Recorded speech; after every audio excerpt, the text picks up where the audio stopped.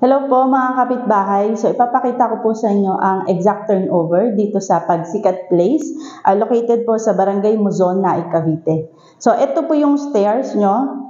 Okay, ganyan po. So bare type turnover po, kayo po ang magpapapintura.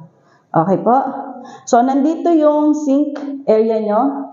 So naka-tiles naman na siya, and then may window dito. At dito naman po ang inyong magiging restroom. Tingnan natin. So, sa restroom naman po ay may tiles na siya. So, ayan po. Meron na rin sink dito.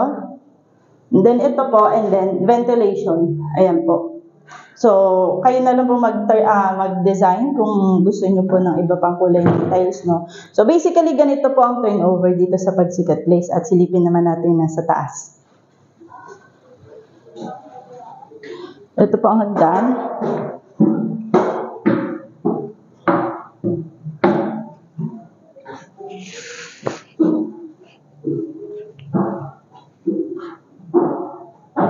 So, bintana po. And then, ayan. So, wala pong kisame. Papalagyan nyo na lang po. And then, bintana and bintana ulit.